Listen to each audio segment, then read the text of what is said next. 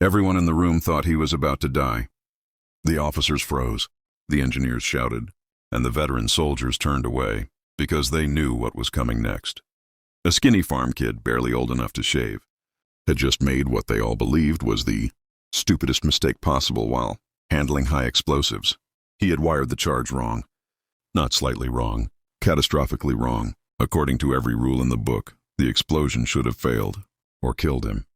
But when the detonation went off, the bunker didn't just crack. It collapsed inward, like the earth itself had swallowed it. Silence followed, then disbelief.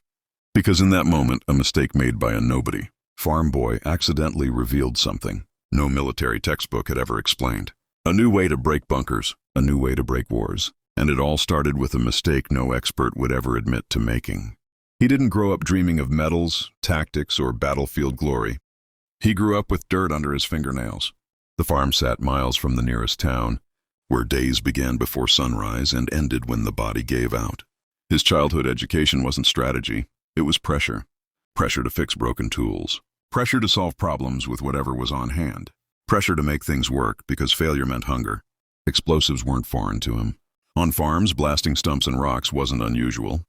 You learned quickly how much force moved earth and how much force killed you. That instinct would matter later. When war came, the army didn't see a future innovator. They saw muscle, labor, a body.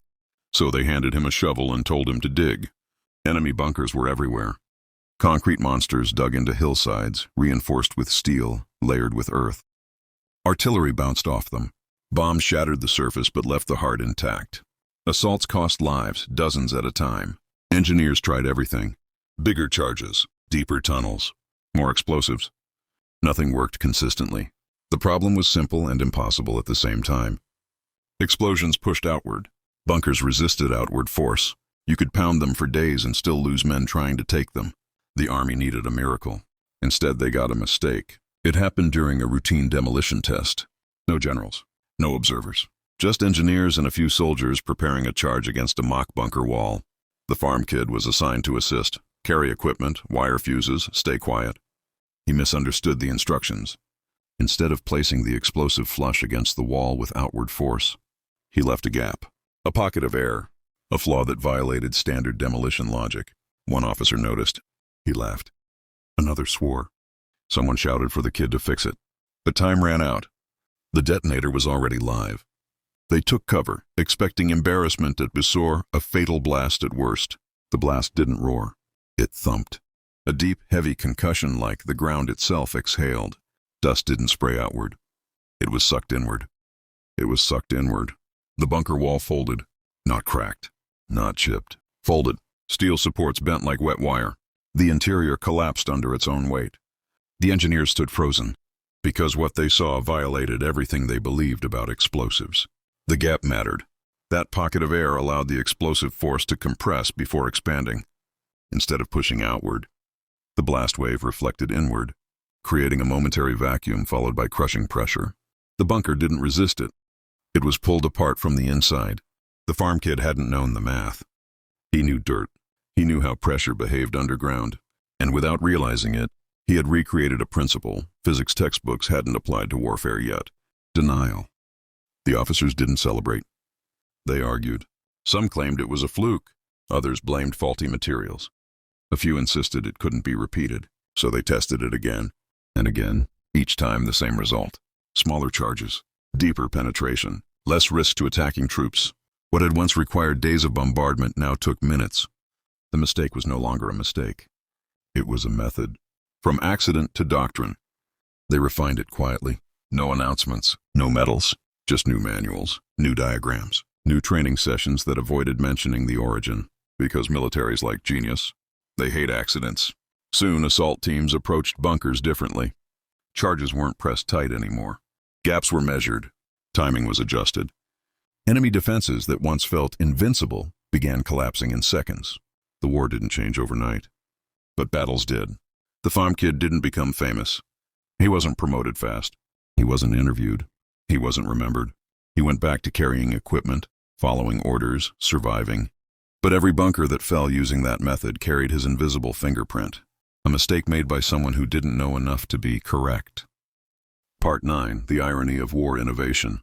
History loves generals, but wars are often changed by mechanics, farmers, teenagers, people who don't know the rules well enough to obey them. Innovation doesn't always come from brilliance. Sometimes it comes from ignorance paired with instinct. Because the world still worships perfection, we punish mistakes, mock errors, silence accidents. Yet some of the most powerful ideas ever discovered came from moments that looked stupid until they worked. That bunker didn't fall because of genius. It fell because someone dared to touch explosives without knowing, fear the way experts did. What happened next is the part history rarely records.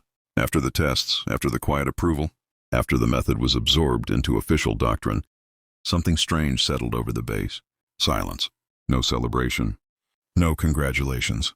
No acknowledgement that anything revolutionary had occurred.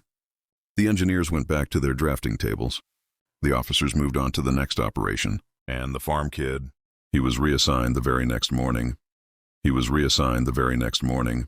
Sent to another unit like a piece of equipment that had served its purpose.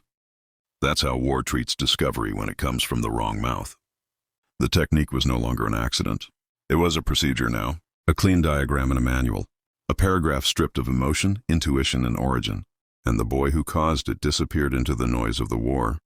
When the technique met real combat, weeks later the method was used against a real enemy bunker for the first time. This wasn't a test wall. This was a living fortress.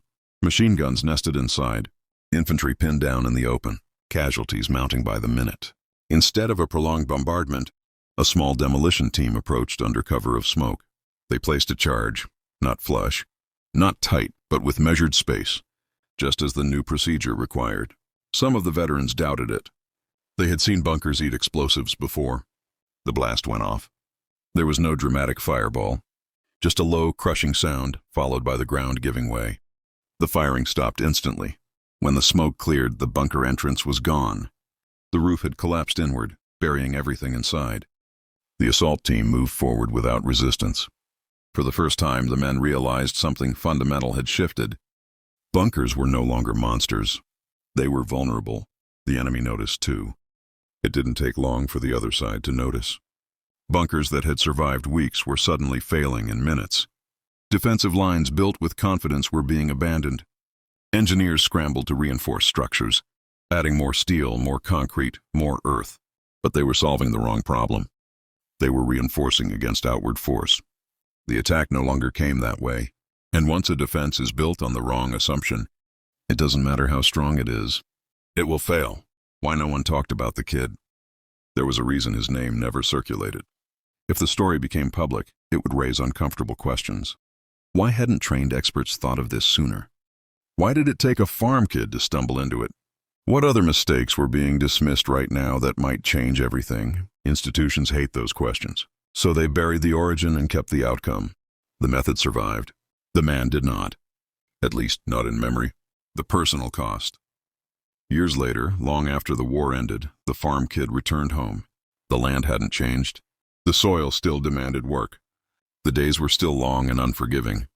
But he didn't talk much about the war. When neighbors asked, he gave short answers. He never mentioned bunkers or explosives or mistakes that saved lives. To him, it wasn't a heroic moment. It was just a time when something went wrong, and then didn't. And maybe that's why it worked. The pattern history repeats. If you look closely, this story isn't unique. Again and again, warfare, and progress itself, has been reshaped by people who didn't fully understand the rules they were breaking. A mechanic modifying an engine in the field, a pilot trusting instinct over instruments, a medic trying something unapproved to stop bleeding. Most of them are told to shut up. Some are punished.